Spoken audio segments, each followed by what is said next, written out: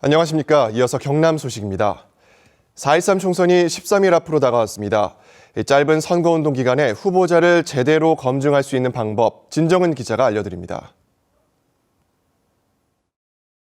후보자들의 기본적인 정보는 중앙선거관리위원회의 선거특집 홈페이지에서 확인할 수 있습니다.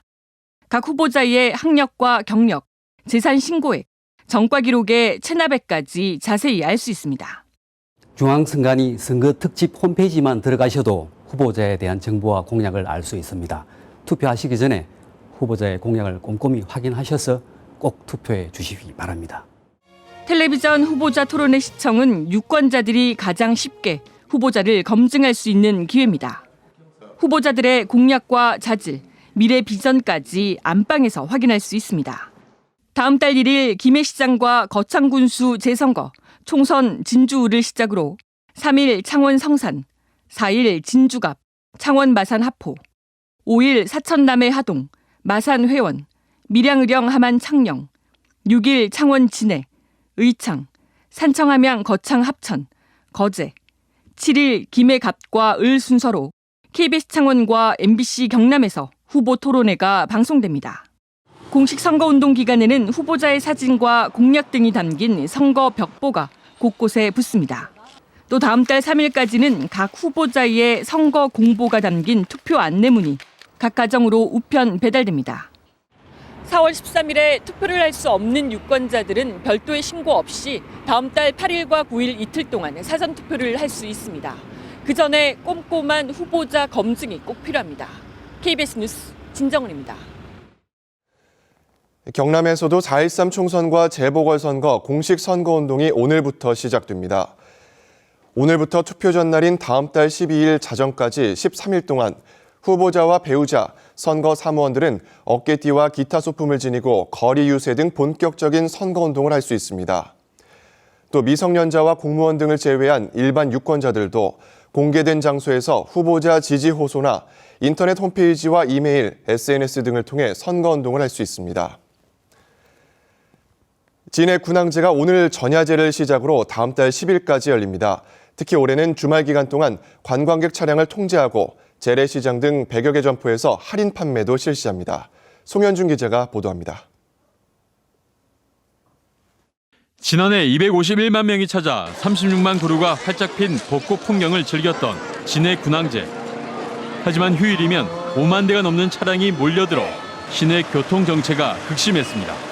경찰이 나와 있으면은 다만 1m고 5m고 움직여야 되잖아요. 그런 상황도 아니고 한 자리에서요. 출발해가지고 1m도 못 움직이고 한 자리에 2시간 서 있다 보니까. 군항제 기간 중 극심한 차량 정체를 해소하기 위해 올해부터는 주말에는 관광객들의 차량 진입을 통제할 방침입니다. 창원시가 임시 주차장을 마련한 곳은 안민터널 입구와 두산 볼보로 등 진해 입구 3곳. 만대 규모의 주차장을 만들어 관광 차량 주차를 유도하고 셔틀버스를 운행합니다. 진해 구민들에게는 차량 스티커를 배부해 시내 통행을 가능하게 하지만 행사 기간 중 이부제를 시행합니다. 셔틀버스 운행에 적극 동참해 주시기 바랍니다. 경찰에서는 유연하고 탄력성 있게 차량을 관리하도록 하겠습니다. 대신 누비자 자전거 공급 대수를 하루 100대 이상 늘려 시내 이동의 편리성을 높이기로 했습니다. 관광객 유치를 위한 할인 행사도 진행합니다. 재래시장과 백화점 등 창원 시내 100여 개 판매점에서 다음 달 1일부터 짧게는 사흘 동안, 길게는 일주일 동안 10%에서 80%까지 할인합니다.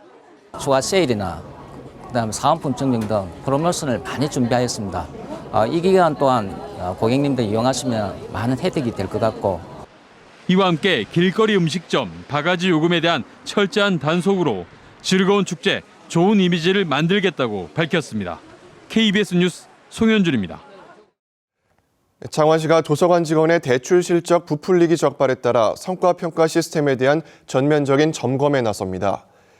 창원시는 도서관 이외의 다른 부서에서도 성과지표 조작이 있을 수 있다며 특정 감사를 벌이기로 했다고 밝혔습니다.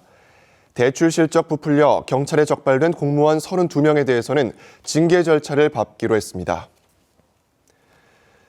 명예퇴직 거부 직원에게 책상에 앉아 벽만 바라보게 비난을 받았던 두산 모터롤이 특별 근로감독을 받게 됐습니다. 고용노동부는 오늘부터 사회적 무리를 빚은 두산 모터롤에 대해 근로기준법 위반이나 산업안전 준수 등을 전반적으로 점검한다고 밝혔습니다.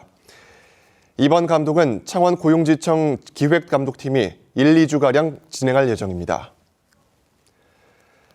그동안 산림을 중심으로 나무의 병든 원인을 진단하고 처방을 내리는 나무병원이 도심 속 나무도 관리하는 방향으로 사업을 확대하고 있습니다. 특히 혁신도시를 시작으로 도심의 공원이나 씨가지 나무를 체계적으로 관리할 방침입니다. 최세진 기자가 보도합니다. 소나무 시료를 작은 조각으로 나누고 있습니다. 재선충병 감염 여부를 알아보기 위한 작업입니다. 연구실에서는 병든 주목을 현미경으로 관찰하고 있습니다. 주목에 나타난 가루깍지벌레 피해입니다. 봄철부터 해서 나타나기 시작하고 고온 건조 시기에 더 많이 발생을 합니다. 경상남도 산림환경연구원에 자리한 국립나무병원은 시들고 병든 나무의 원인을 찾아 처방합니다. 소나무 재선충병 등 산림뿐 아니라 최근에는 도심지 공원과 시가지의 나무도 관리하고 있습니다. 기후 변화라든가 이런 것 때문에 병해충도 예년에 비해서 많이 발생을 하고 있어요. 하지만 그 전문적인 지식이 없다 보니까 나무를 죽인다거나. 경남 국립나무병원과 LH가 혁신도시의 수목 관리를 위해 협약을 맺었습니다. 혁신도시의 공원과 녹지, 아파트 단지 등에 심어진 나무를 나무병원이 점검과 진단을 하고 LH는 정확한 방제와 주기적인 관리를 하는 것입니다. 특히 도시 기반을 조성하는 LH로서는 나무병원과의 협력을 경남 전체로 확대한다는 계획입니다. 요청이 있을 경우에는 민간 부분까지 지속적인 모니터링과 자료 구축 등을 통해서 LH의 수목관리 시스템으로 발전시켜 나갈 수 있도록 노력할 것입니다. LH와 나무병원은 또 수목관리자와 시민들을 대상으로 수목관리 기술교육 등을 시행할 계획입니다.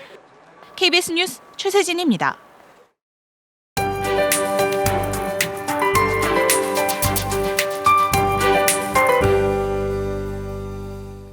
폭우남이 절정입니다. 어제는 낮 동안 반팔 차림도 어색하지 않았는데요.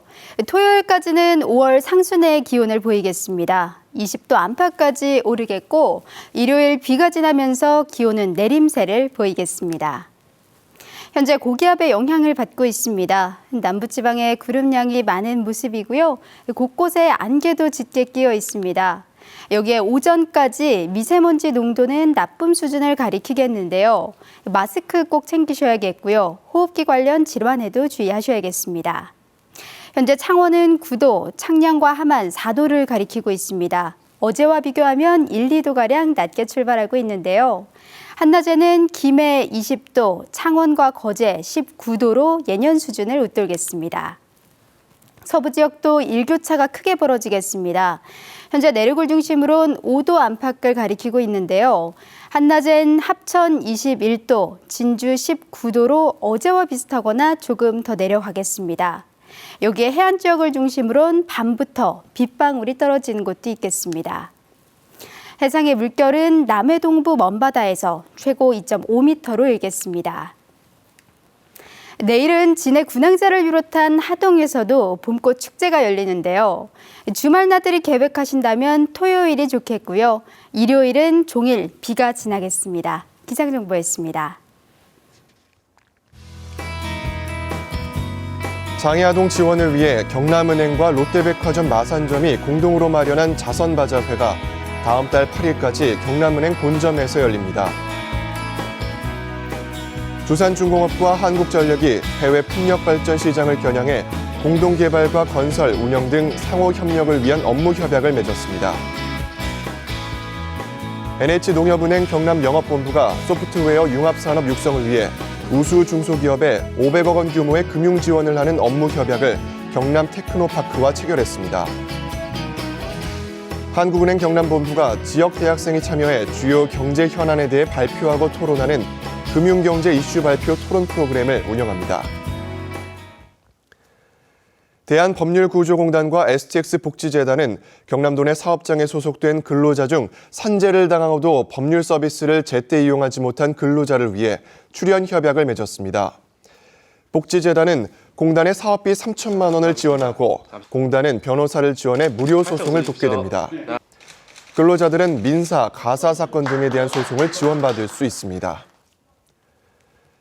창원공단 방산업체인 두산 DST 매각 우선 협상 대상자로 한화테크윈이 선정됐습니다. 두산그룹 측은 본입찰 결과 6,950억 원을 제시한 하나테크윈을 우선 협상 대상자로 선정했다고 밝혔습니다. 하나테크윈이 두산 DST를 인수하면 K9 자주포에 이어 장갑차, 유도탄용 발사관 등으로 사업 영역을 넓혀 종합 방산기업으로 입지를 다지게 됩니다.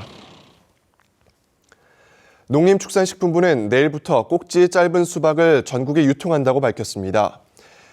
수박 꼭지 모양은 종전 T자형에서 일자형으로 바뀌고 10에서 15cm이던 꼭지 길이는 3cm 이내로 짧아집니다. 농식품부는 꼭지 길이와 품질, 신선도 차이는 없다고 설명했습니다. 일자형 꼭지가 확대되면 경제 효과는 연간 627억 원에 이를 것으로 추산됩니다. KBS 뉴스를 마칩니다. 고맙습니다.